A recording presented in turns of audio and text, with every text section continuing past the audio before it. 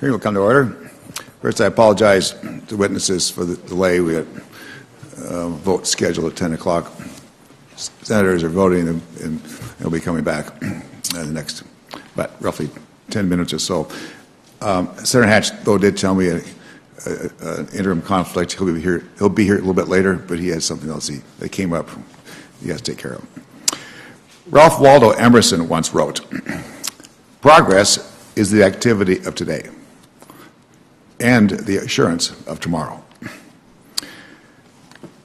This committee has held several hearings on overhauling the healthcare system to emphasize value over volume. Today we'll discuss a vital tool to assure this mission is completed: health information technology. Over the past decade, when you went to the doctor, he or she likely kept track of your important health information by handwriting notes into a paper chart. Then that chart, several inches thick, was filed away, often in a storage room where no other doctor saw it or had access to it. If you needed to see a cardiologist or surgeon, that specialty doctor couldn't see your paper record. Maybe your primary care doctor faxed over your information. But more likely, the specialist would just ask you the same questions and create their own paper record and duplicate the same tests as your primary doctor. If you went to the hospital, the situation was about the same. Diagnostic and lab tests were all recorded on paper, and your primary care physician might have no idea what happened during your hospital stay. What resulted from this system? Duplicate, costly tests, fragmented care, and often dangerous medical errors. We needed a better system. Other industries were using information technology to reduce their costs and to improve their service. Healthcare needed to catch up. In 2009, Congress passed the Health Information Technology for Economic and Clinical Health Act, known as HITECH. Under this law, Medicare and Medicaid gives providers financial incentives to adopt health information technology in meaningful use. Meaningful use means prescribing medication electronically to eliminate errors from scribbled handwritten notes. It means ordering a different medication when the IT system warns the patient that the patient has a drug allergy. And it means sharing information electronically among providers so they can coordinate patients' care. The result is better care at reduced costs. In 2009, we allocated $33 billion to help hospitals and physicians move to electronic systems. To date, Medicare and Medicaid have given out $15 billion. As of this past May, nearly 80% of hospitals and half of physicians have received incentive payments because they have invested in health information technology. One of our witnesses, Dr. Farzad Mostashari, will tell us that 3 years ago, nearly 93% of prescriptions were handwritten. Today, that number has dropped to less than half. There are clear signs of progress, but we need to learn more and do better. Is the 2009 law working as intended? Is the money being spent efficiently? How much longer until there is seamless, coordinated care for patients? We also need to understand why there are disparities between rural and urban doctors. Only a third of rural hospitals have health information technology system, compared to half of all urban hospitals. What could be done to reduce this disparity? I might say I hear it in spades from my hospitals, critical access facilities in Montana. Ultimately, technology must become part of the culture of healthcare delivery. New payment models, such as accountable care organizations, medical homes, bundled payments, will drive providers to use information technology. Providers are being held financially responsible for providing high-quality, low-cost care. To succeed, physicians must engage in coordinated care, disease prevention, and chronic care management. Health information technology is indispensable to accomplish this. And key to this transformation is interoperability. Computers must be able to talk to each other so that patients and the providers can access information wherever and whenever they need it. We need to know where we are in achieving interoperability. How far have we come? what barriers are preventing us from moving faster, and how do we overcome these barriers. Today we'll hear from the administration about all of these issues. Let us assess the challenges and opportunities. More importantly, let us learn how we can best leverage technology to achieve better quality, better value for patients. The stakes are too high to let this opportunity elude us. Senator Hatch is on his way, and when he does, he'll want to make a statement. Pleased to welcome our witnesses. First is Farzad Mostashari, National Coordinator for Health Information Technology at the Department of Health and Human Services. Next, Patrick Conway, who's the Chief Medical Officer and Director of the Center for Clinical Standards and Quality, and Acting Director of the Center for Medicare and Medicaid Information Innovation at the Centers for Medicare and Medicaid. I'll just remind you that your statements will automatically be included in the record, and I urge you to summarize in about 5 minutes. You can take a little longer if you want, just whatever works. Okay? Dr. Mostashari. Thank you, Chairman Baucus. Ranking Member Hatch, distinguished committee members, thank you for the opportunity to appear today on behalf of the Department of Health and Human Services. My name is Dr. Farzad Mostashari. I am the National Coordinator of Health Information Technology. Building on a decade's worth of bipartisan legislative work, in 2009, the Congress and President Obama enacted the Health Information Technology for Economic and Clinical Health Act as part of the American Recovery and Reinvestment Act of 2009. I'm pleased to be here today to discuss the policies and programs we've implemented to meet the goals of the high-tech legislation and the progress made by America's healthcare providers in expanding health information technology use. Working in close collaboration with our CMS colleagues and our federal advisory committees, we have defined what it means to make meaningful use of electronic health records and the key certification criteria and standards for those software systems. And America's providers and software developers have stepped forward. Throughout the country, 62 regional extension centers have signed up more than 147,000 providers in over 30,000 different practices. This means that over 40% of the nation's primary care providers have committed to meaningfully using EHRs by partnering with their local extension center. The financial incentives and the hands-on assistance have contributed to a greater than twofold increase in EHR adoption among eligible professionals and a fivefold increase among hospitals. As described in recent publications, there's also been strong progress in the routine use of specific functions that are strongly aligned with other policy drivers, including those championed by this committee, to help our healthcare system to become safer and more efficient and achieve higher quality. For example, computerized provider order entry for medication orders, which is a meaningful use requirement, has been shown to cut out nearly half of all medication errors. Since HITECH was enacted, the percentage of physicians with CPOE has increased from 45 to 80%. For non-federal acute care hospitals, the percent with CPOE more than doubled between 2008 and 2012, rising from 27% to 72%. Our aging population and the rise in chronic diseases places a premium on population health management, which requires data systems that can routinely measure the quality of care delivered, provide recommendations for guideline-based care, and reach out to patients. As one provider remarked, "You can't provide accountable care if you can't count." Improved care coordination among providers is another one of the goals of the HITECH legislation. Patient information must be available when and where it's needed. However, much work remains to achieve the full promise of meaningful use. While increasing rapidly, adoption still lags behind in small practices and critical access hospitals. The usability of many of the legacy software products are suboptimal and the cause of frustration for many clinicians on the front lines. While the digitization of healthcare is well underway, the complementary and necessary optimization and redesign of practice workflows is still in its infancy. And perhaps most importantly, there is much work yet to be done to achieve higher levels of interoperability between healthcare providers who use EHR products from different developers.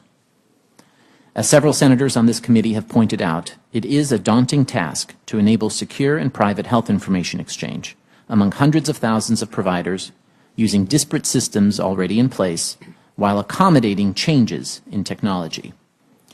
Nevertheless, I believe that through the exercise of multiple policy levers and substantial public-private collaboration, we are on the path toward better care coordination through health IT. Through leadership and support from the states, operational health information exchange organizations are increasing in number and in size, now covering over 120,000 healthcare providers. We have worked with industry and experts to achieve hard-fought consensus on technical standards for key healthcare transactions. The healthcare IT marketplace is currently in the process of undergoing more rigorous testing, validation, and certification to these interoperability standards. Stage 2 meaningful use requirements significantly raise the bar for actual information exchange with care transitions.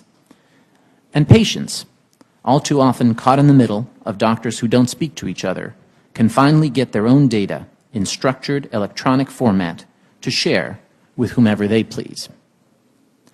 But perhaps most significant has been the work of this committee and CMS in shifting incentives towards rewarding value and discouraging uncoordinated and wasteful care.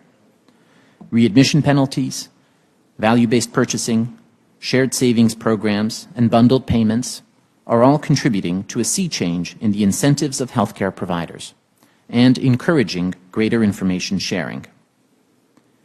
There is much work yet to be done before we realize the full value of health information technology.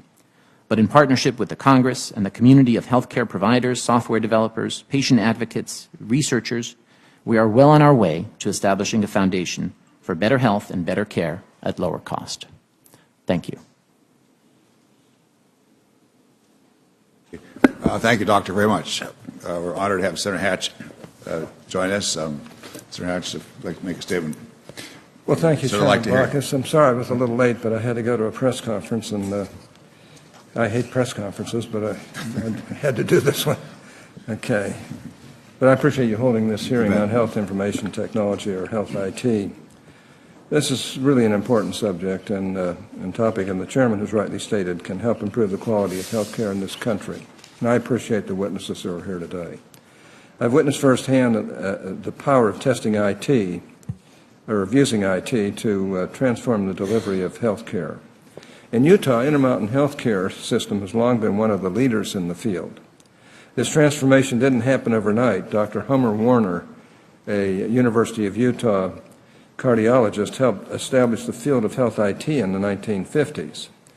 Now, his work and teaching, coupled with that of his colleague Reed Gardner, inspired generations of clinicians to enter the field of informatics long before it became popular. The promise of health IT is that it can facilitate evidence-based clinical care, decrease the number of errors that are far too frequent in our complex, fragmented healthcare system, and allow each clinical visit to a healthcare provider to increase our knowledge base about effective care. In preparing for this series of hearings on health information technology, we've heard from many providers, both large and small, as well as the vendor community. Most have said that they believe that the Meaningful Use program has spurred the investment in technology. Many were already in the process of establishing and purchasing health information technologies, and the Meaningful Use funds that they received simply helped offset the costs. For others, it was the threat of financial penalty that spurred this type of investment. Regardless, I think health IT can be a very valuable tool, and its use should be encouraged. However, it is my hope that we are not judging the success of this program simply on the number of dollars going out the door, but rather by the positive impact on patient care and decreases overall in health care costs. I also hope that as both CMS and ONC establish requirements for the program, they consider all of the other burdens that providers face. As we've seen time and time again, not all providers are created equal. The size, sophistication, and variability or availability of the resources vary greatly. I'm very proud of the work that Intermountain Healthcare has done in this area, and their use of health information technology should be an example to all. But we have to acknowledge that they are really the exception, not the rule. As CMS and ONC develop future stages of meaningful use, we need to take into account all that we ask of our providers. Let me be clear. I do not want to see progress stalled on implementing the use of technologies. But if we ignore problems along the way and simply expect everyone to catch up, we will end up in worse shape. The federal government cannot afford to spend money on programs that don't yield results. At the same time, providers can't afford to invest in systems that don't work or have to be overhauled a year later as requirements change. It would seem to me that we have an opportunity to push the pause button and make sure that the program is working before we continue down a potentially unsustainable path. I think many members would agree that we should hold providers and vendors to high standards. And perhaps the Meaningful Use Program in its various stages has set the bar too low. In the end, I would rather ask more of our providers and vendors and provide them with a reasonable timeline to achieve those goals. This hearing, along with the one scheduled for next week, is being held to allow us to hear from the administration's leaders in health information technology and from the community of vendors and providers using health IT in clinical care. It's an opportunity to take a mid-course pulse of the ongoing meaningful use incentive payments to providers and to assess the kinds of improvements in health care that these funds intended. Mr. Chairman, I'm grateful that you're holding this hearing, and I look forward to hearing from our two witnesses. Thank you, Senator. Let's hear from our other witness, Dr. Conway. You're next. Thank you, Chairman Baucus, Ranking Member Hatch, and members of the Finance Committee for the opportunity to speak with you today about CMS's role in the adoption of health information technology. When I started practicing medicine, I distinctly remember trying to read hand-scrawled notes, struggling to find an X-ray in the basement of the hospital, faxing or mailing discharge summaries, and going to the lab to track down lab results for patients. It was not an efficient or effective system. Worse, missed information can lead to patient harm. Now I practice as an attending physician on weekends, including this past weekend, in a hospital with an electronic health record, or EHR, networked with other hospitals across the region. With a click of the button, I can pull up any lab result, X-ray or CAT scan. I can even show, as I did this past weekend, a radiologic image to a worried family on the computer screen and explain the treatment of care. Medication orders are checked for errors, and clinical guidelines are encompassed in the computerized order sets. When I was at Cincinnati Children's Hospital, I led efforts using EHRs to measure quality across our system. We used EHRs as an essential tool to transform care. For example, I led quality improvement work that used the EHR as a key driver to rapidly adopt new evidence-based practices, as was just noted, across our large system in the matter of weeks, leading to better patient outcomes. Health IT alone does not make care better, but is an essential ingredient to care improvement. It is important to note that Health IT has traditionally had bipartisan support, as was just noted, and I personally worked for the former HHS Secretary Leavitt on Health IT initiatives. CMS is incentivizing and enabling the use of Health IT to improve care for beneficiaries. The Medicare and the Medicaid EHR incentive programs provide incentive payments to eligible professionals, hospitals, and critical access hospitals as they adopt, implement, upgrade, and demonstrate meaningful use of certified EHR technology. The process for becoming a meaningful user of EHRs is staged with increasing requirements for participation. Stage 1 focuses on basic use and data capture. Stage 2 focuses on more advanced EHR functions, including interoperability, patient engagement, clinical decision support, and quality measurement. In Stage 3, we expect to focus on increasing interoperability and health information exchange and a focus on improved patient outcomes. The incentive programs are achieving their intended result of encouraging and increasing EHR adoption. More than half of all eligible professionals in the U.S. and approximately 80% of all eligible hospitals and critical access hospitals have adopted EHRs. But incentives alone cannot sustain the transition to EHRs. The long-term sustainability of investments in health IT will come as a result of the movement away from fragmented fee-for-service care and toward value-based, coordinated, accountable care models. CMS programs like accountable care organizations and hospital value-based purchasing and proposed rules like the recent one for complex care management incentivize well-coordinated care and build the business case for providers to sustain their EHR systems over time. The incentive programs are also helping improve the quality of care for patients. By requiring reporting on quality measures, we establish quality benchmarks, we can provide feedback to providers, and we can focus quality improvement efforts on measures that matter most to patients. The incentive programs are also facilitating safer, more efficient care delivery. One great example, as was noted, is e-prescribing, which gives providers the ability to better manage patient prescriptions and reduce adverse drug events. The EHR incentive programs require the use of this technology. And in the first 2 years of the program, healthcare providers who met meaningful use reported sending 190 million electronic prescriptions. The incentive programs are also improving the care experience for patients. I helped take care of my father, who was a Medicare beneficiary with chronic illness for many years before he passed away. We built his own personal health record from scratch, entering data from many paper records. No beneficiary or family will ever have to do this again and can access their information electronically. Meaningful Use Stage 1 requires providers to give patients electronic copies of their diagnostic test results, problem list, and medication list. And the Blue Button Initiative allows patients and families to download and use their health information. By incentivizing the adoption of EHRs, CMS is making a commitment to the healthcare delivery system of the future, a system that values high-quality, well-coordinated care for CMS beneficiaries. Health IT is a foundational building block for delivery system transformation and achieving better health outcomes for all Americans. I want to thank you for the opportunity to speak with you today, and I'm happy to answer any questions that you have. Thank you. Thank you both very much. First, It's a little bit, but I'll be all right. no. To remind everyone that we will have another hearing on this subject next week where we'll hear from providers and vendors to get a different perspective here. I'd like to ask two questions. One, the various stages, would you modify at all? Do you think how are they working out? For example, it's my understanding that at stage 1, there are about eligible professionals. Must be about 15 core objectives and 5 to 10 menu objectives. Eligible hospitals and CAHs, 14 core objectives and 5 to 10 menu. In stage 2, there's 17 core objectives, 3 of 6 menu objectives, and eligible hospitals must meet and CAHs 16 core objectives and 3 or 6 menu objectives. And stage 3 requirements will be determined a little bit later. Does that all make sense to you? Those cores and those menus? And how would you modify them, if at all? Or do we need to worry about that? I'll start, and Dr. Mostashari may build on.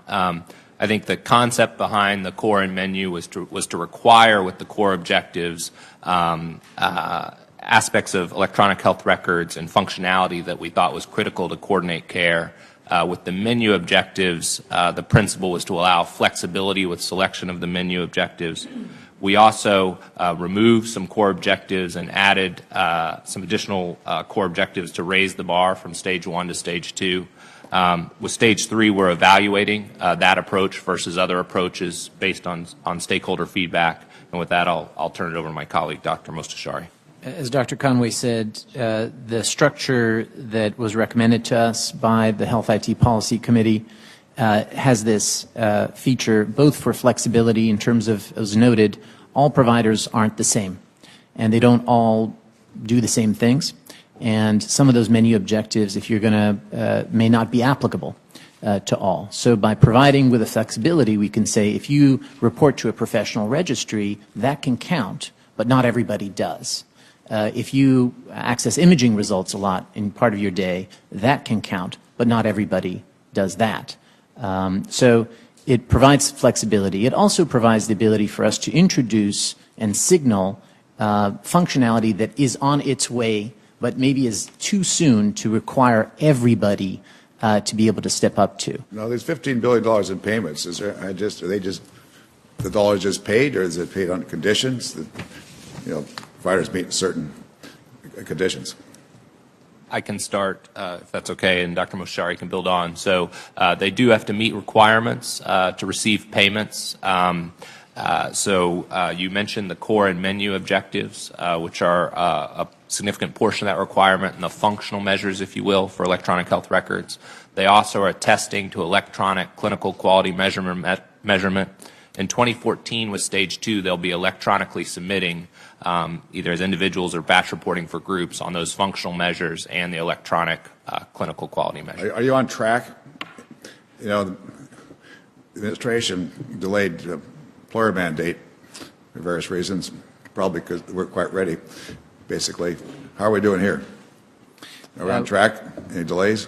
We are finishing Stage 1, and we've had, I think, good results in terms of participation and achievement of the standards for Stage 1, and we're working in 2013 on implementation of Stage 2, which is going to be a big step forward, particularly around patient engagement and interoperability. We're going to continually monitor where we are, how we're doing, how things are going, and react and adapt as needed. And this committee wants to help. So let us know. Just don't blindside us with a telephone call one day. Said, uh-oh, we're not doing this.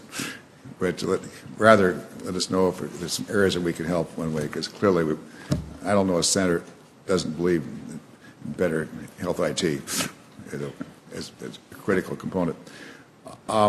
Rural providers. Yes. How are we going to help rural? And they're kind of, it's harder for your smaller hospital in a rural setting. It is much more difficult. There are providers who live in areas where EHR vendors won't come out to demonstrate the system for them. Workforce is a major limitation for them to be able to do it themselves. Critical access hospitals have on average 0.8 FTEs working on IT. The same person's often in charge of maintenance as well as IT. So they face unique challenges. And one of the approaches that we've taken is to target rural providers, rural health clinics, critical access hospitals for extra assistance through the Regional Extension Center program. The majority of rural primary care providers are working with an extension program, modeled after the agricultural extension program that rural providers are familiar with. And I think that has contributed to rural eligible professionals not falling behind in terms of the adoption rate. Do you think it's contributed enough? We can always do more. The one area where we're working is on better collaboration between all the different federal programs that touch rural providers. In Iowa, we recently did a pilot where we worked with the USDA to encourage them to look at the rural healthcare providers for the grant programs, the loan programs that are available, the FCC Rural Utility Service. There are many programs that target rural providers, rural settings, and we need to bring all of our forces to bear in a coordinated way. Thank you very much. Senator Hatch. Mr. Chairman, I'm going to yield to Senator Grassley, who has a conflict and needs to leave. I don't know if we can do that. Thank you, Senator Hatch. Grassley. Mr. Chairman, I have just one question for both of you, but I want to lead up to that question, so please listen. The purpose of our investment in health information technology is to make it possible to quickly capture, store, and share data. It was our belief when we first started legislating in this area that quicker and more accurate data sharing would lead to better care coordination, improve outcome for patients, as well as savings to the Medicare program. I recently introduced a bill with Senator Wyden that would advance the idea of data sharing. The Medicare Data Act would require the Secretary of HHS to create a searchable database of all Medicare claims and payments made to providers. Last Congress, we saw increasing support for our bill and a broadening belief that more data, transparency in Medicare programs is a good thing. I applaud recent efforts taken by CMS to release Medicare hospital data for a limited set of procedures. Despite its limited fashion, I take the action to mean CMS recognizes the value of transparency in this area. The Grassley-Wyden bill goes even further by making public all Medicare claims and payments and made all participating Medicare providers. Taxpayers deserve to know where their hard-earned dollars are going. More transparency also means more provider accountability to communities they serve and other professionals they work with. So here's my question. You have described how health information technology will improve communication between providers and promote care coordination. Could a searchable claims database be used to complement these efforts by making providers more accountable to their peers and the public? So I'll start, and then Dr. Mostashari can build on. First, we would welcome the chance to work with you and provide technical assistance on this legislation. As you noted, CMS is committed to transparency both on performance and quality information as well as cost data, and we're committed to utilizing data to drive improved quality and decrease costs. We have a number of mechanisms now where we are sharing data, both, as you noted, public use files for the public, also our various compare sites which are run out of my center in CMS, both with data on the compare sites and downloadable data. We'd welcome the opportunity to expand the ability to utilize CMS data to drive improvements and to work with the Congress on that. Mr. Montessori, I'd like to hear from you. We believe in the power of data for better decision making and open data to the extent possible, given privacy concerns and operational realities. We have been, I think, strong supporters of making available data sets as part of meaningful use, as part of our certification products and others available, and working with the developer community to make good use of that open data. Okay. Thank you, Mr. Chairman. Thank you, folks. Thank you, Senator. Sir White. Thank you very much, and I want to thank Senator Grassley for the chance to work with him on that important bill, and look forward to working with our colleagues on it. Dr. Mostashari, let me start with you, because as you know, we're asking a lot of the Center for Medicare and Medicaid Services in the days ahead. And we're obviously talking about medical records today, and just talking with Senator Stabenow, sometimes you feel in discussing these issues that it doesn't even resemble English, that if you parachuted in, you would be trying to figure out what in the world we're talking about. So let me start with a question for you, Dr. Mostashari. How would you assess the quality of the computers today at the Center for Medicare and Medicaid Services? I don't think that I have enough experience with the computer systems at the Center for Medicare and Medicaid Services to be able to answer that question. I don't know if Dr. Conway would. Well, I wanted to ask you, because it's kind of a lead up, and maybe we'll get into some other areas that would shed some light on it. Now, you mentioned that, and I quote here, you're encouraging institutions that have health data to make it easier for patients to gain easy electronic access to their data and to use that information in ways that improve their health and health care. Yes. Do you believe that CMS is one of those institutions? In fact, I believe that CMS is a key institution for doing so. And my mom, who I have healthcare proxy for, downloaded 3 years of every claim submitted on her behalf and paid on her behalf from Medicare. And that information on her smartphone and on my smartphone has actually been really revolutionary in terms of us being able to manage her care better. So I think CMS... That would be a statement that the CMS computers are not exactly in the dark age. Would that be fair to say?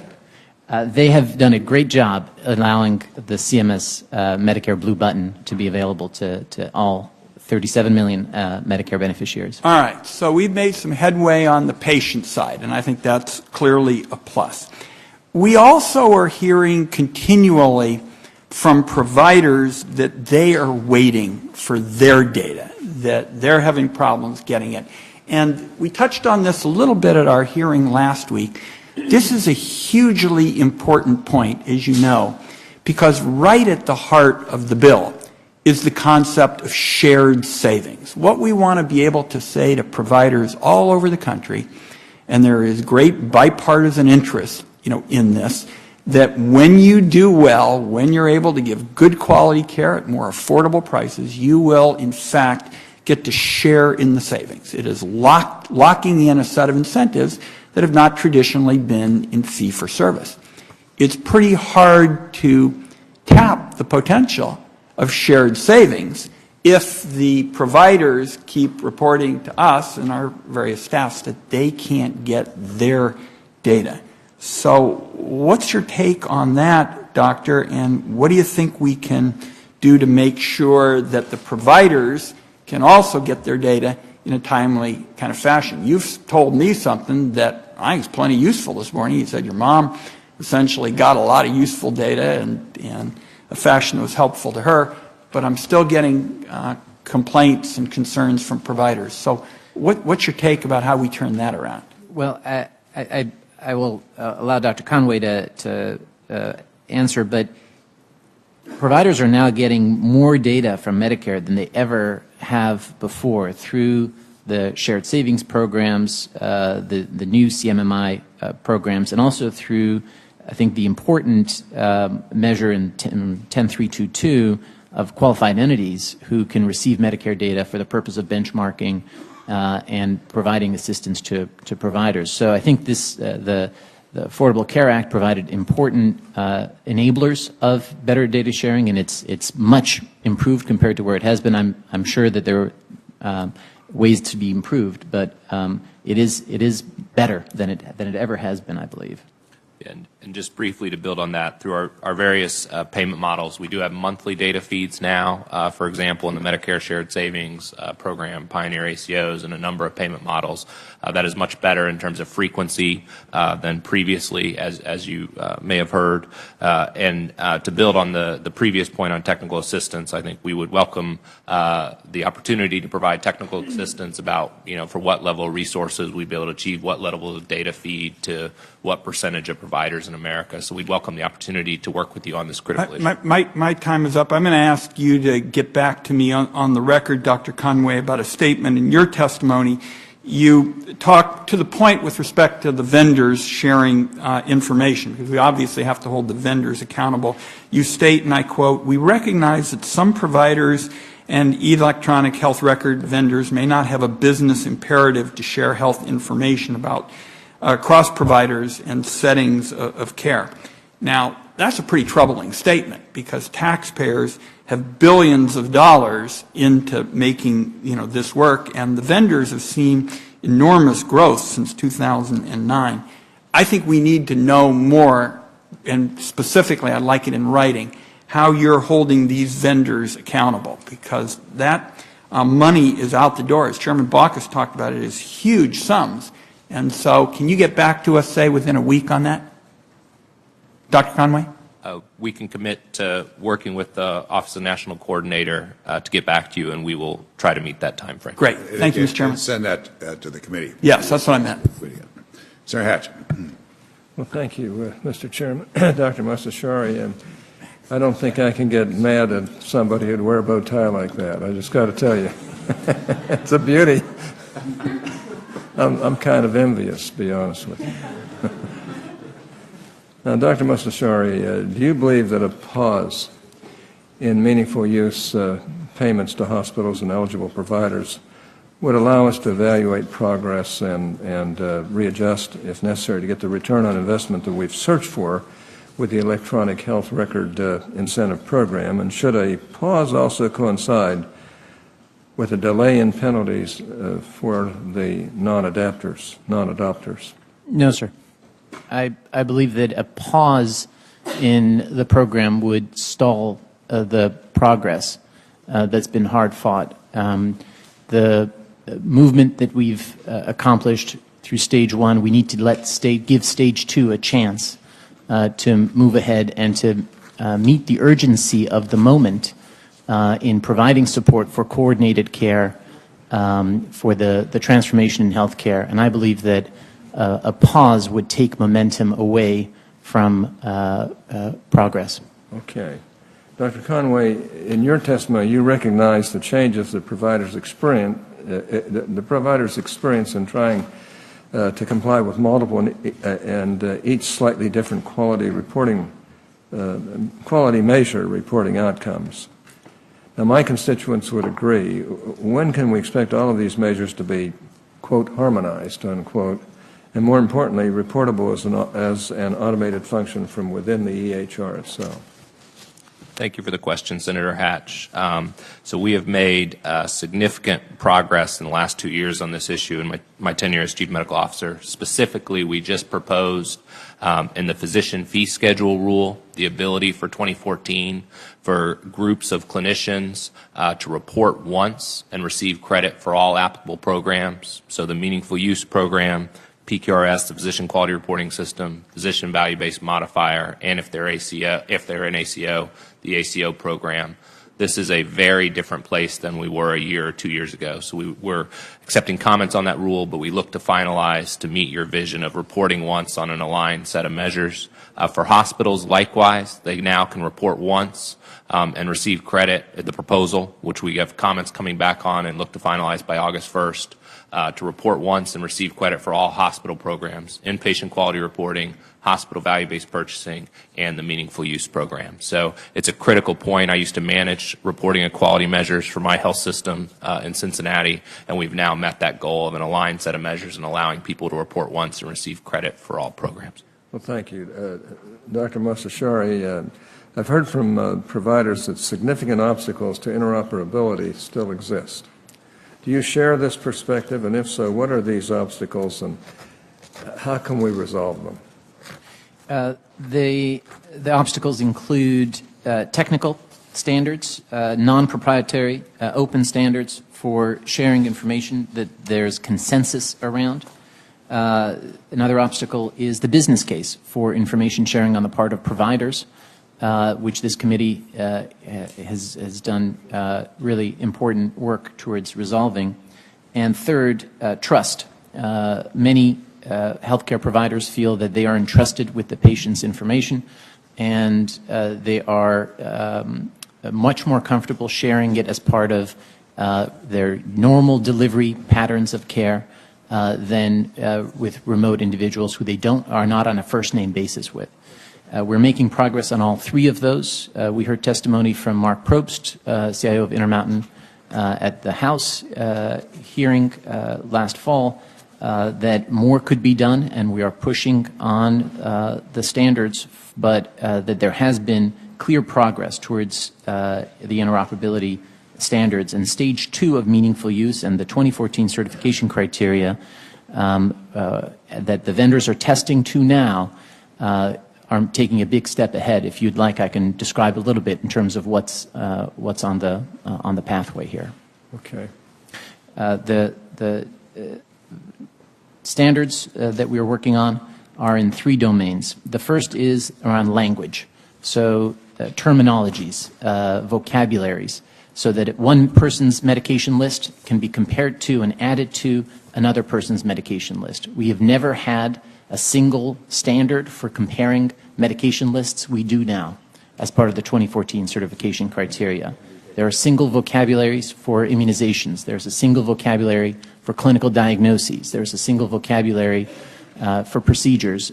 So these are important to make sure that we reduce the cost and safety, frankly, problems when 2 different institutions try to compare local codes and local words and local maps. Laboratory results is another. The second area we've made progress is, for the first time in our nation's history, we have consensus, hard-fought consensus, on a single standard for packaging patient information in electronic format. So we move beyond PDFs and text files to actual structured data where you know where the data elements are and you can reduce the cost of those interfaces between different systems. That's the consolidated CDA architecture, which is part of the 2014 certification criteria. And finally, we have, for the first time, agreement on what protocols to use when sending health information over the internet in a way that can be secure and encrypted. So those are, that combination of those building blocks are in the 2014 certification criteria, and when they take effect, I believe we will see a measurable improvement in the ability of organizations to talk to each other. Well, thank you, sir. Mr. Chairman, thank you. Thank you, Senator. Senator Thune, you're next. Thank you, Mr. Chairman. I want to thank you and Senator Hatch for holding this hearing. This is a hearing that I had written to you and requested a year ago, and I appreciate the fact that we're having a couple of hearings on what I think is a very important topic. And earlier this spring, I worked with a number of my colleagues, including some on this committee, on a white paper that explored issues I hope we address today. And I would like, if it's okay with you, Mr. Chairman, to submit it. It's called Reboot, Reexamining the Strategies Needed to Successfully Adopt Health IT. Submit it for the record. Without objection. And I want to start by thanking Dr. Mostashari for the efforts that he's made in responding to questions posed to the administration as part of that Reboot report. We received a response last week and appreciate the substance of that response.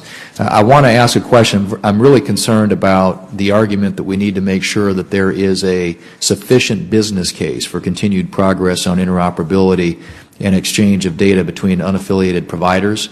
At some point, the ability for the federal government to provide sufficient carrot and stick incentives is limited by the resource constraints and an appropriate level of financial penalties.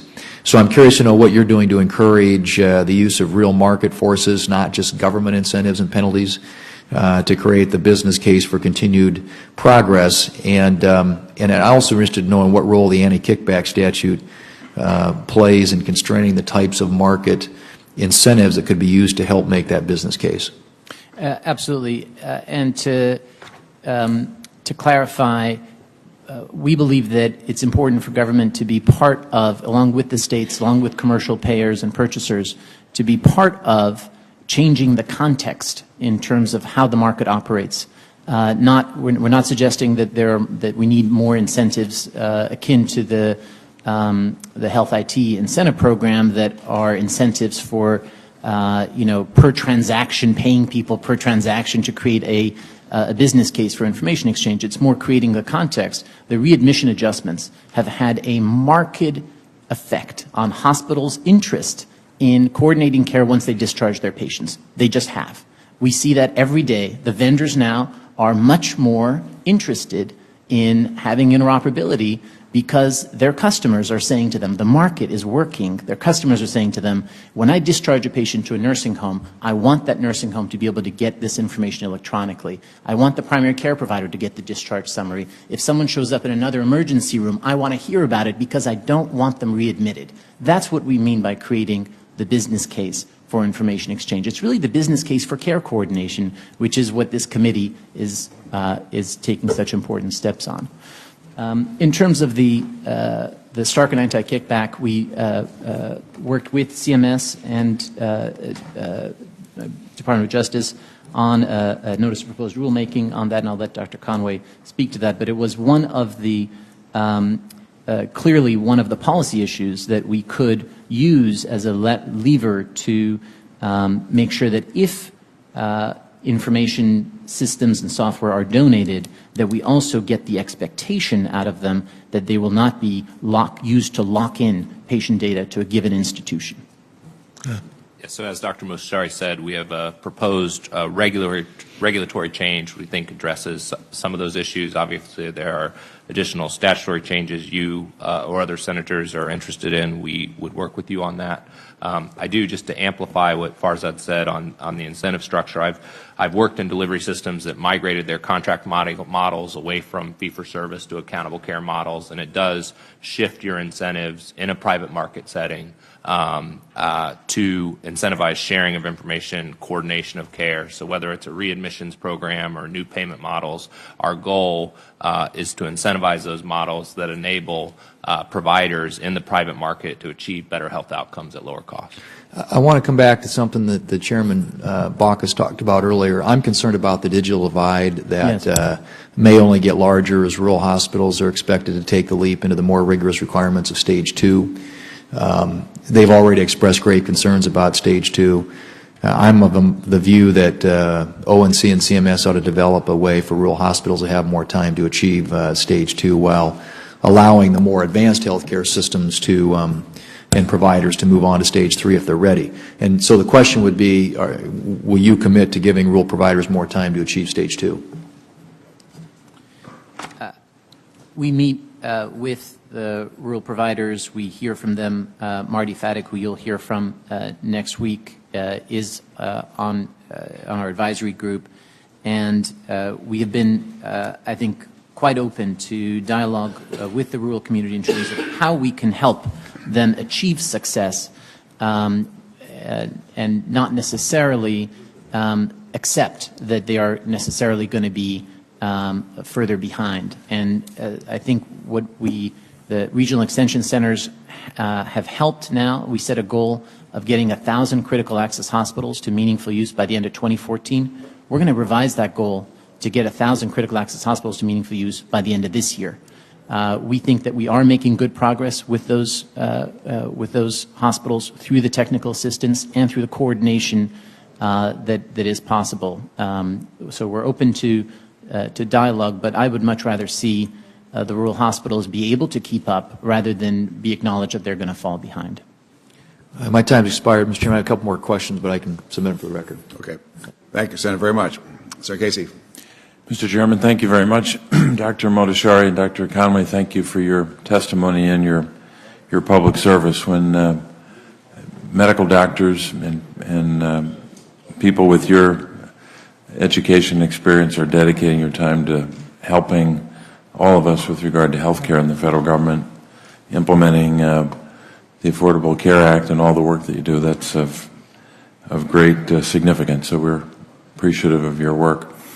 I wanted to try to explore maybe two issues, but the principal focus that I'll have in my questions would be with regard to children and pediatrics.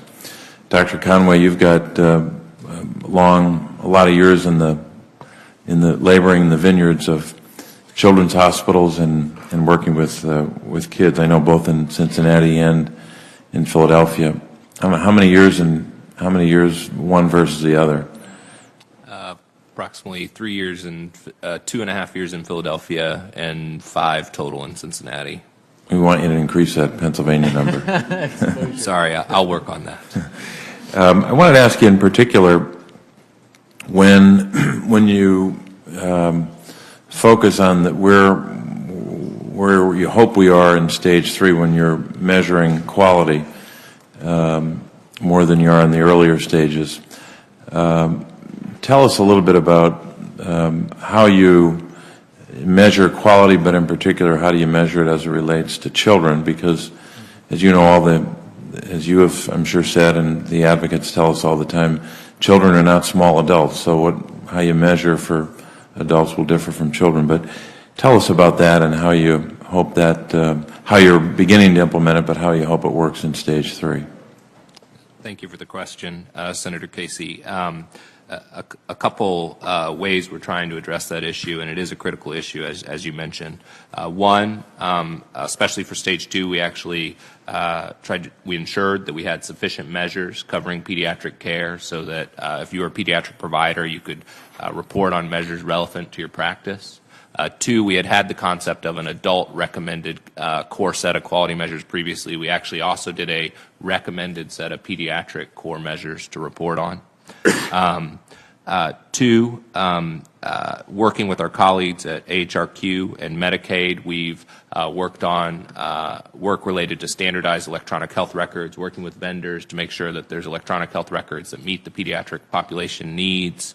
In addition, through the CHIPRA funding, as you know, there was funding for pediatric measurement development. I think we're working with our colleagues on developing measures that I think will be the next generation of pediatric measures, everything from safety measures to care coordination to school dental health. So I think a wide spectrum of pediatric measures that will really put us in a much better place to make sure we're ensuring that we're measuring quality robustly for pediatric patients. Dr. Motashari, anything on this in terms of your work that? I would just agree with Patrick that there's been a lot of work to move measurement from many of the process measures, of which we have lots, to more outcome-based measures that are more parsimonious, more broad-based, and more designed from the ground up to be used with electronic health records, instead of retooling measures that are meant for chart reviews that for which the data elements can often not be found or only found with difficulty within electronic health records. There was a recent article published last week out of Kaiser that found that they reduced the cost of chart review based for quality measures by half. They cut it in half based on being able to extract information from the electronic health record, but it is still not good enough. There are still too many quality measures that are retooled that require elements that just don't make sense within the electronic health record context. And we're working in close collaboration with CMS to build new measures from the ground up that actually matter and that work. And also with regard to children, the development of databases, both regional and national, can you tell us about that? Go ahead. I'll start, and then Dr. Moshari may add on. I think we are working with our Medicaid office, for example, on the CHIPRA quality measures, is working with states on quality reporting. In terms of database development, we're actually working across the federal government from NIH to AHRQ to others on what would be the infrastructure to collect data to inform care for children. I currently care for mainly children in the hospital with multiple chronic conditions that are hospitalized, and that's a population where we often don't have the data and the evidence necessary to guide their care as best we can. Previous to coming to the federal government, I was part of an effort that actually linked children's hospitals on an electronic platform, both for improving care quality and also research to inform that next stage of care delivery. One thing I'll add is the pediatric community has actually been great at working together in collaboratives, whether it's around cancer or cystic fibrosis, and is a real model. If you look at the improvements in death rates from childhood cancers and the number of children who end up in clinical trials, it's really a model for what we hope to be able to do for adults. And it's one of the goals, I think, of not having a single centralized database of patient information, but rather having networks of organizations and institutions that can collaborate together. And we're working on the standards for that, to be able to share that information, and working with the Patient-Centered Outcomes Research Institute to create that data infrastructure for distributed research as opposed to combining information in one database. Thank you very much. Thank you, Senator. Senator Casey Ciranzi, you're next. Thank you, Mr. Chairman, and thank you for having this hearing. And I'm also pleased that next week we're going to have one with the private technology industry so that we can learn more about their involvement as well as federal impediments. I think that'll be very helpful. Dr. Mostashari, I've heard concerns from the Wyoming Health Information Exchange that the requirements for data exchange in Stage 2 of the Meaningful Use Program represent a step backwards for the program. In particular, representatives from the Health Information Exchange have informed me that the secure data exchange requirements are limited to emails and text messages, when their system has a much more advanced capability already. Can you tell me how ONC is coordinating with states like Wyoming to ensure that the Meaningful Use Program isn't hindering state progress in deploying HIT? What's being done to ensure the innovative approaches are not hamstrung by current federal rules? Absolutely. We are working very closely with all of our grantees on the state Health Information Exchange grants. We have health IT coordinators in every state funded through the program and designated by the governors to coordinate with their local needs, their local resources. And the different models in different states are different. What happens in Texas and the approach taken there is different from the approach taken in Maryland. We do work with them to make sure that the plans that they have are in alignment with the national standards and have a path to sustainability. Are you currently just doing the emails and the text messages? What about the other advanced capability? That's the main part of the question. Sure. No, sir. The requirements both for meaningful use, the certification of electronic health records, and for the health information exchanges are not limited. They're a floor, not a ceiling. And we are supporting the states in development of more complex, more comprehensive query systems. Even as we are also supporting the more directed messaging, which, to clarify, is not text or PDF. It's actually exchange of structured, codified electronic information through direct messaging. Let me give you an example of a rural provider in Wyoming who has an independent practice in a small town. That'd be Dr. Gee. I talk to him all the time, so you don't need to answer any questions in regard to that. He is my authority. Thank you. Dr. Conway, a recent news article noted that more than 10,000 providers who participated in 2011 did not do so in 2012. Does this trouble you, as these providers are subject to penalties if they don't meet the Medicare meaningful use requirements year on year? What will you do to simplify the program, and were these providers more rural or urban providers, or located in a particular type of practice or area of the country? Who is it that dropped out? So it's important to note that it was a relatively small percentage that dropped out of the program. However, it's an important question to look into the reasons. So we have started. 10,000 is a small number? Of the overall, if you think of 300, what I mean by that is if you think of the 300,000 participating providers, 10,000 is a significant number that we did look into. I just mean as a percentage basis. It's a small percentage. We did, though, investigate this and look into the reasons. It was a mix of factors, people that were retiring, often people that were switching practices to a new or a different practice setting. For some, there was education outreach. They didn't realize you need to come back in every year. So now we're doing some re-education and outreach, working with physicians and specialty societies to make sure people understand it is an annual update program. So there were a host. For others, it was they wanted to switch vendors, for example.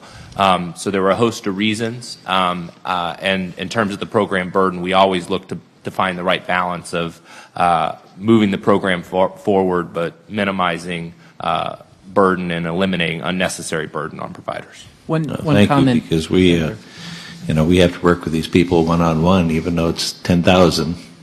Yes, sir. And it's a small percentage. Each one of them has a major concern. Another question along those lines. CMS stated it's increasingly incorporating the electronic quality measurements into payment systems. How are you going to assure providers that their performance is being fairly and accurately represented in the data submitted to CMS as part of that meaningful user program? What's your timeline and plan for improving the integration of the quality measurement, especially the outcomes-based measurement, into the electronic health records? Thank you for that question. We are aligning measurement programs. As I mentioned briefly, we have proposed for this year's physician fee schedule rule to enable providers to report once and receive credit for all applicable reporting programs, EHR incentive program, PQRS, physician value-based modifier, and if they're an ACO, the ACO program. In terms of the validity and the reliability of the measures, we both work with the Office of National Coordinator on certification criteria to attempt to ensure electronic health records are capturing and reporting the data reliably. Also for Stage 2, we're enabling data intermediaries, so enabling a private market for data intermediaries to serve both for frequent feedback to clinicians and for standardized reporting to CMS.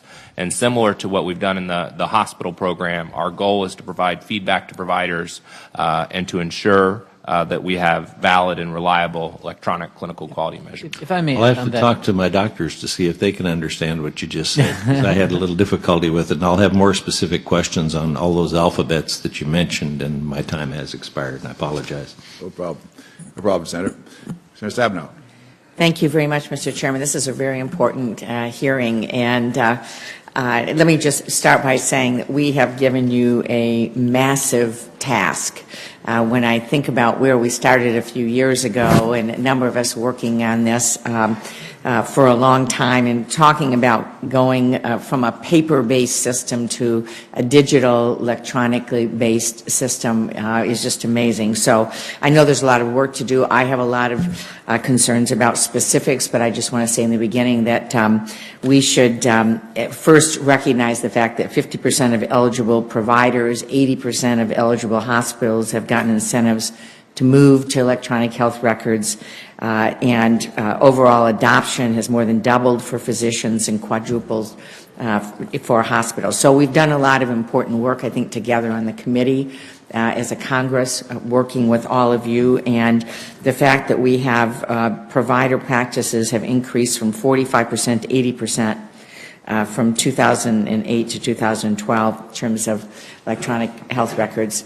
It's very significant. We need to get it done. We need to get it done right. As the chairman said, I don't know anyone that doesn't think this is absolutely necessary to do. Given that, let me associate myself with Senator Hatch, who asked about health IT and quality measures, and just reiterate the fact that we, Dr. Madashari, we're in a situation, I know that you are focused on streamlining measures, but we have all kinds of examples. I've got hospitals, in some cases, reporting the same information twice in 2 different formats. We have to address that if this is going to be successful. Let me talk about vendors in interoperability. I know that Senator Wyden, our chairman, has expressed interest. Ask you for the record, but I'd like to ask you to just talk about it for a moment, because I'm hearing a lot of frustrations from hospitals and physicians. They're purchasing systems that are unable to communicate with other systems. There's not enough information exchange infrastructure. The costs of products are overwhelming. Some cases they're being sold products that aren't interoperable and told if they want them to be interoperable, it's going to cost them more money. And so what are we going to do about this? I mean, we see situations where some vendors have formed contracts that block the exchange of information. Certainly the vendors are very important, but this seems like it's a real problem. So I'm wondering, Dr. Madashari, if you would speak to that. Yes, absolutely. There needs to be action on multiple fronts. We need to exert the regulatory levers judiciously to not take a too heavy a hand, but not rely entirely on the invisible hand either. So in our certification program, for example, we have required transparency from the vendors in terms of their pricing. If a module is going to cost you extra in addition, you need to be transparent about that with the customers. You have to be transparent about how you passed the certification test. We still hear providers saying, I don't understand how this product got certified. And we indeed have pulled the certification for a vendor who did not respond to repeated questions about how they got, whether they in fact are doing what they're supposed to be doing. We also have requirements around user-centered design so that particularly around safety issues, they meet those needs. I was just going to jump in and ask, do you think you have enough authority from a regulatory standpoint, or do we need to change the law? We have authority from a regulatory standpoint. The question is the judicious exercise of that authority. We also need the market, the invisible hand, to work too, and the customers need to be demanding and tough customers, and to ask for interoperability and ask for and share. We have the regional extension centers helping the smallest practices with better vendor contracts, better negotiations, and so forth. But in between the market, competition, and regulation, there's something else. And that's kind of professional business norms and the social norms among the vendors.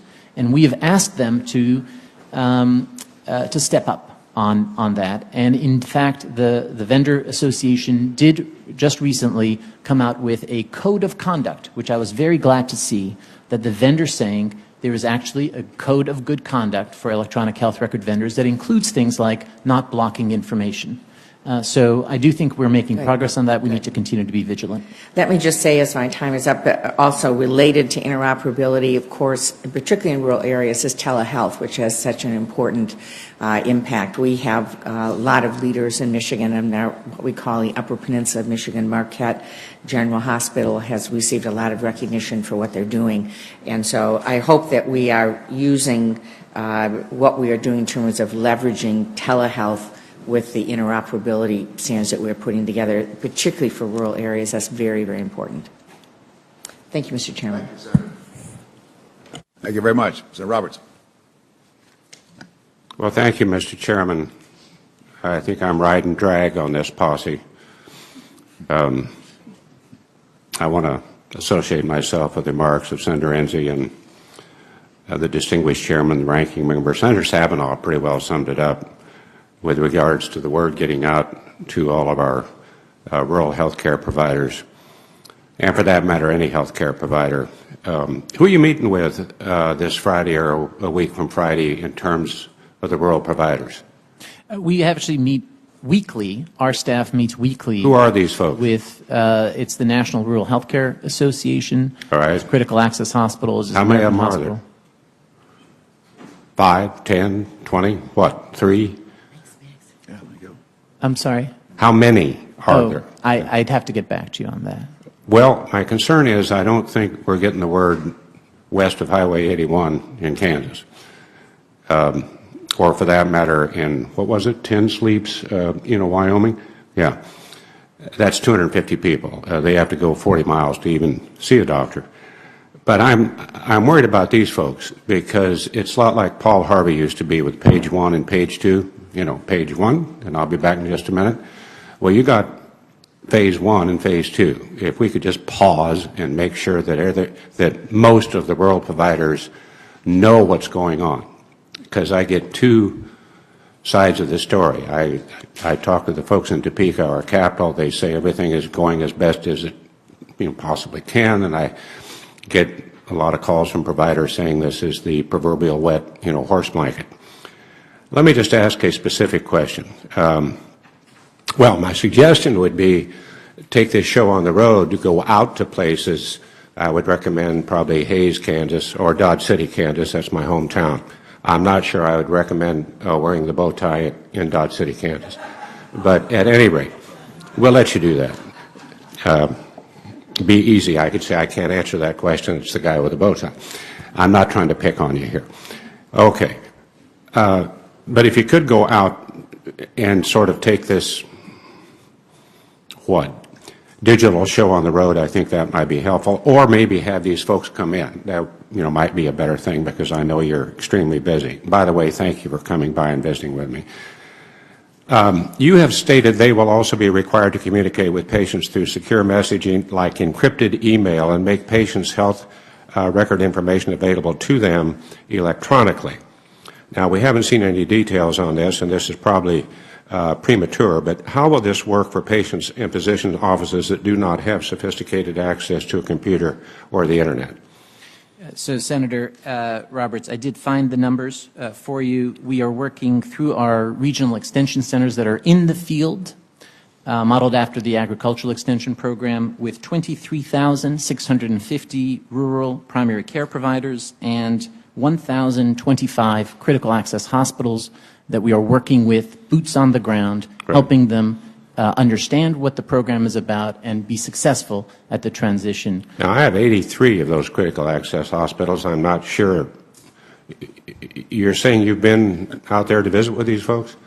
Not me personally, but we have. Well, not you. I understand that. We have funded the Regional Extension Center in Kansas to work with them, and they are working with 207 providers who are working in critical access hospitals in Kansas. I appreciate that. Thank you. I want to go to a more specific question, and I'm running out of time here, so I'll try to be. Okay, I've heard a lot from providers, more specifically a radiologist, pathologist, anesthesiologist, that they fall subject to penalties for not participating in the requirements of an office-based program where they would simply be collecting data to report to the government to avoid a penalty. Do we have any plans to improve the flexibility for these specialists? It seems a little ridiculous to me that if we're just going to collect data that they would not otherwise gather in their practice, that would not be necessary. Yes, Senator. That is feedback that we heard from stage 1 of meaningful use. Many of those were originally classified as hospital-based providers, and there was a legislative change to include them as eligible professionals, which meant that they would be potentially eligible for the penalties as well. But we're now hearing about the difficulties they may face as hospital-based users of the hospital-based system in meeting some of those requirements. So we have in stage 2 in the final rule that CMS promulgated provided for the opportunity for exceptions for hospitalists like anesthesiologists, pathologists, and radiologists whose systems are the hospital systems that they use. What's the length of the comment period on the final rule? I can get back to you. I think it's This 60 is not days. an interim final rule where you got 30 days and then bingo, you're. We had a notice of proposed rulemaking. We received, I think, a few thousand comments on that, and we did a final rule after 60 days of comment. Is there any comment period after the final rule? I mean, is final? Once it's finalized, the rule is final. We always welcome comment to inform future stages of rulemaking, or if there's any adjustments that we can make in a sub-regulatory basis. And this is an important community that we're trying to work with to make sure the program works for them. I appreciate that. Thank you for your answer, and thank you for coming. Thank you, Senator. Gentlemen, as you know, we're having another hearing. We'll hear from vendors and others. What will they tell us? What will their complaints be? What will their concerns be, and what's your response?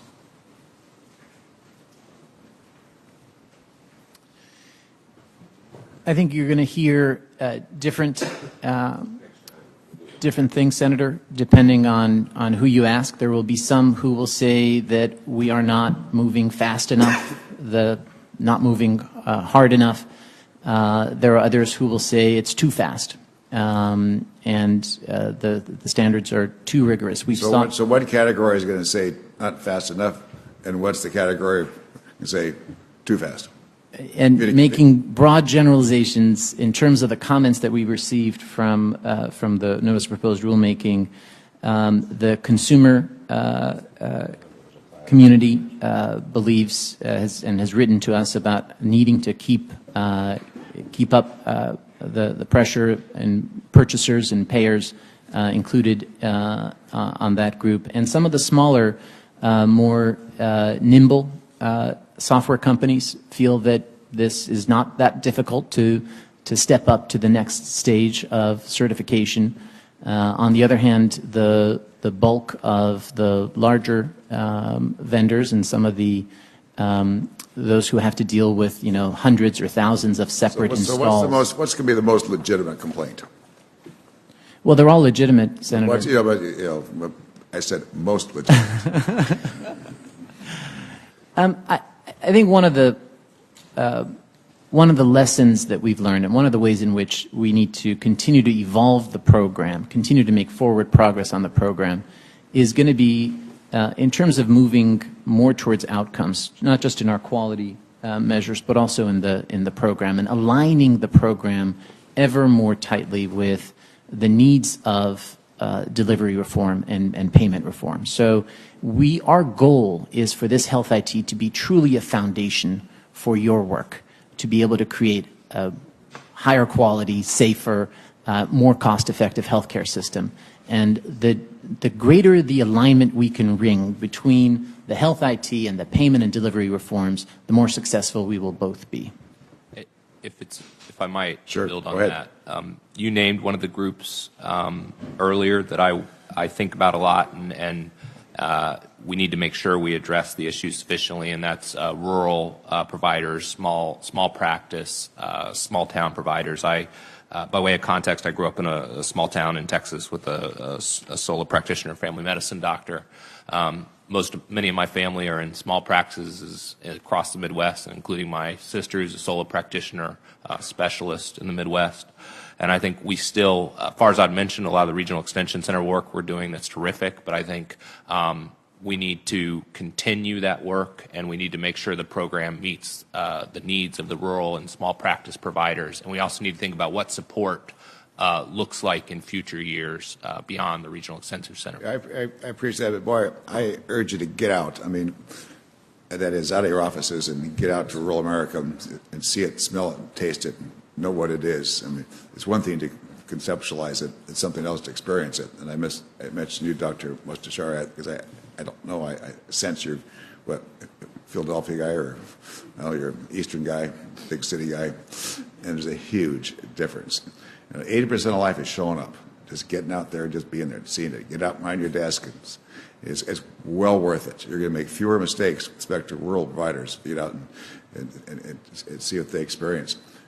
Montana, for example, let me put it this way.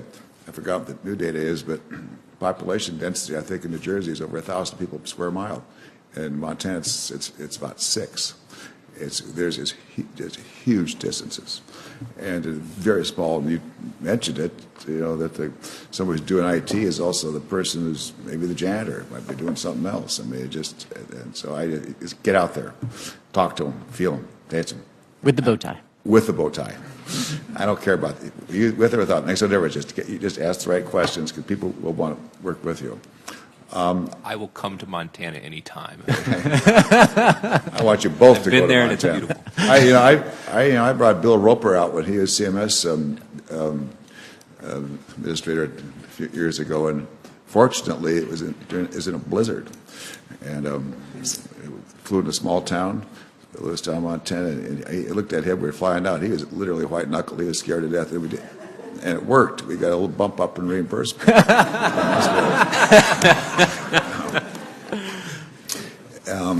Because he saw what we're going through. My time's expired. Yes, there, go ahead. Thank you, Mr. Chairman. When you go to Montana, I think the bow tie is okay as long as you're wearing cowboy boots. That'll be the ultimate equalizer. Without beating this to death, and we've covered a lot, and I understand the aspiration you have to have all the rural providers being able to participate in this and to move along at the same rate as some of those in more urban areas, but as a practical matter, that's just a very probably unrealistic thing to hope for. And so I guess the only thing I would say is I think we need to really carefully balance accommodating those rural needs while not holding back those that are ready for a more advanced data exchange. And I guess the only thing I would say in response to your earlier response when I asked the question about whether or not you give rural providers more time, that you really do take a realistic approach to accommodating those needs, because I think just practically speaking, the area that the chairman represents and the area that I represent are very remote, very rural, and these things are just, practically speaking, going to take a little more time. The stage one of the meaningful use required no actual cross-platform exchange of information. Stage two requires one instance of information sharing, and that can be with the dummy server set up by the government. In 2013, how is it possible to meaningfully use information technology without actually sharing information outside of a proprietary network? And so the question really is, hasn't the bar really been set too low for those who are ready for an advanced level of exchange? We do have, I think, again, listening to the community and everybody who's affected by this, including some rural providers who said that they don't have means of exchanging information. I think the challenge that you raised is exactly right. How do we not hold back those who want to be the trailblazers and yet make accommodations for the diversity that we have in our country? The other observation that we've had with setting thresholds, Senator, is we fight a lot and have a lot of discussions about what the threshold should be. And what we actually find is that when the data comes in, when the providers actually do the workflow changes, they don't just do it for 10% or 20% or 30% of their patients. They do it consistently. And there was just a paper published this week that found that whatever the threshold was, the actual median level of accomplishment was between 92 and 100% on the part of hospitals in the threshold. So for me, one of the lessons has been to focus a little bit less on fighting over the threshold and just get folks to begin making that transition. I think the menu items, the menu optional approach was one way that we allowed for people in stage one who are ahead to get credit for information exchange use. And for stage two, we said, you know, it's now everybody has got to be able to do it. I'd love to continue to work with you and with the committee on how we can continue to keep the pressure on interoperability and care coordination while accommodating the diversity we have in our country. In the stage three rules have not been written. And I'm wondering how we achieve those goals that you've laid out between now and the end of stage 3 in a reasonable way. And I'm also wondering what your plans are for after stage 3. Are you planning future stages? If so, what do those stages look like? Maybe I'll start, and then Dr. Moshari can build on. We plan to write the Stage 3 rule in 2014. To the previous question on interoperability, we put out a request for information on how we push interoperability forward. And so we're taking that input in both for Stage 3 rulemaking and for any other changes outside of meaningful use rulemaking. So we plan to propose Stage 3 in 2014. Okay. In terms of the roadmap for meaningful use, I think I was just visiting Virginia Commonwealth University last week with Patrick and John Blum, and their journey is very similar, I think, to what many other providers are facing, where their first priority was making sure that within their practice, within their hospitals, all across their different sites and specialties, they can share the information and the information is available when they need it. That's kind of stage 1. And that was their first priority, the first few years of their journey. The next priority for them was, okay, now how do we reach out to our affiliated providers that we work closely with all the time? How do we make sure those referrals get to them, get back and forth, the laboratory results are getting where they need to go, the EKG results are going where they need to go? That's stage 2. And much of what we have in place will support that sort of local coordination of care, planned care, referral exchange, laboratory exchange, public health exchange, pharmacy exchange, the network of providers that are within your local community that you exchange information with. And for stage 3, and where they're not quite there yet, is how do I allow someone else to query my system? And there are lots of concerns that providers have before allowing that to happen. They're technical issues, but they're also issues of how do I know that you're authorized to do this query? How do I know that you're going to get the right patient? What if I release information on the wrong patient? How do I know to trust you? So those are, I think, if we look at the roadmap for how we're going in interoperability, the goal is always the same. The goal is that patient information is available when and where it's needed, but the staged approach accounts for the realities of where we are and where individual providers will be in their progression. First, let me get my own house in order. Next, let me exchange information with those I talk to all the time in my local community. And then the next stage will be enabling that, what we all hope for, that wherever we are, if we have a problem, that our information can be accessed. I will say that the other thing that stage 2 permits is this. Stage 2 permits every patient, every family member, every caregiver who chooses to accept more responsibility and be empowered with their own information to get their own information and share with whoever they want to share it with. And I believe this is going to be a major step forward if healthcare providers also embrace that relationship, new relationship with the patient. Okay. Thank you, Mr. Chairman. Yep, thank you. Gentlemen.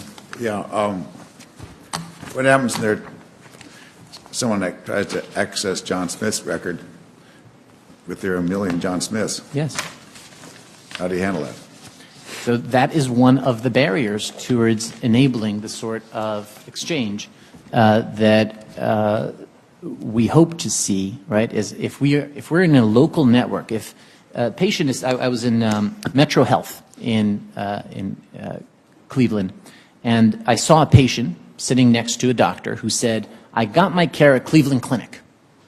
And they went and they queried Cleveland Clinic and they got the patient's records back because it wasn't a query to the world asking, does anyone have information on the patient? The patient told them, it's a Cleveland Clinic. So they only asked Cleveland Clinic. And the universe of potential wrong matches is dramatically lower if you know who you're asking and they know who you're responding to. And if you don't?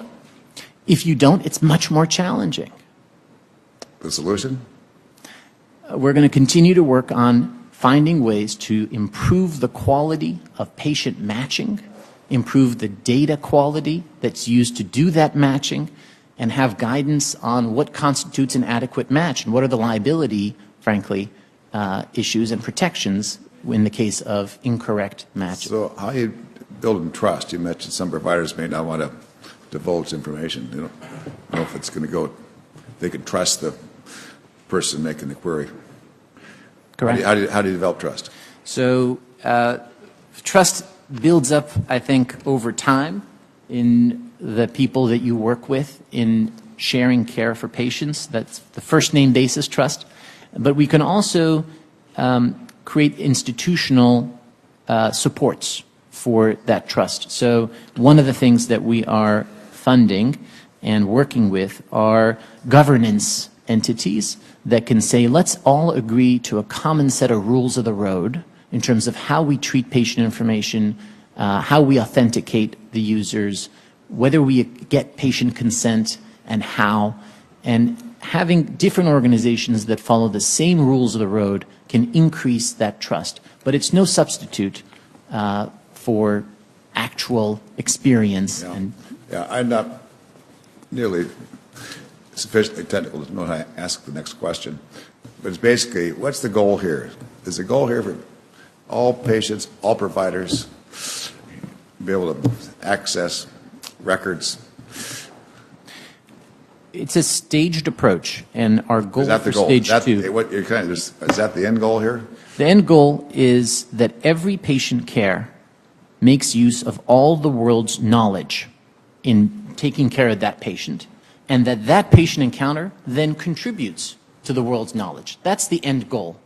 How we get there, it's going to be a iterative process. It's going to take time to get there, but we should start with just making sure that patient information is available within a practice, within a hospital, within an ACO, within a community, and work towards resolving the significant technical and policy barriers to the ultimate. Go ahead, Dr. Conley. Sorry. Go ahead. May I build? No, go ahead, sure. To try to build on that and sort of drill down some specifics, I think our health system's end goal is better health, better care, and lower costs. Underneath that, I think you have measures of health care and costs.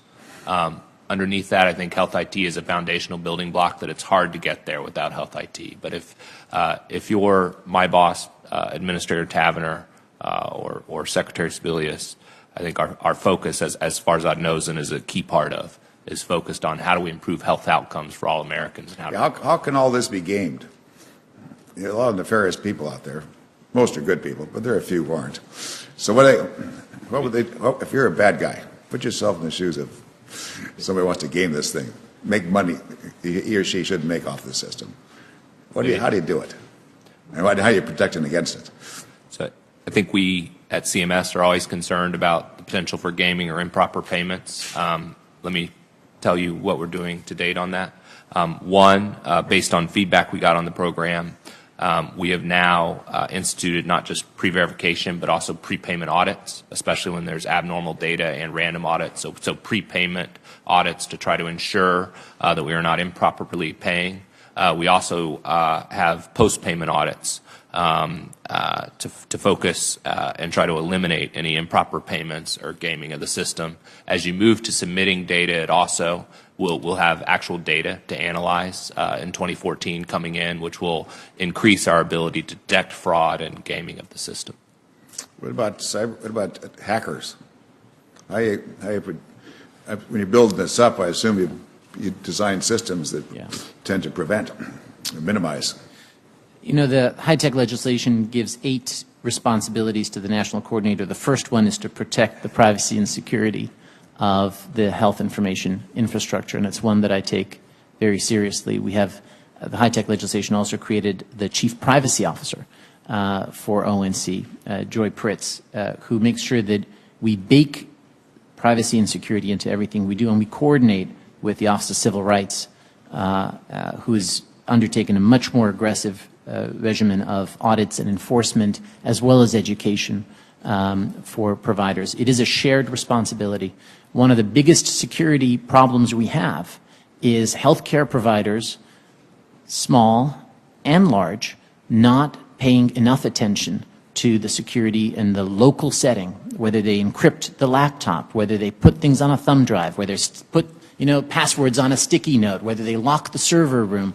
So it starts there, and patients trust their providers to keep their information secure. You don't need to have a hacker get in if you can just steal a laptop from a car and have all those breaches. Right, but a day doesn't go by these days we don't see some new article about some hacking somewhere. An article in one of today's papers about hacking into university systems. I know you're doing your best, but I just urge you to think really carefully. You are doing a good job, both of you. Clearly you're working as hard as you can. Clearly you're very competent, and you have your heart in the right place, and we want to help. But thank you very much for your service. Thank you. Hearing's adjourned. Thank you, Senator.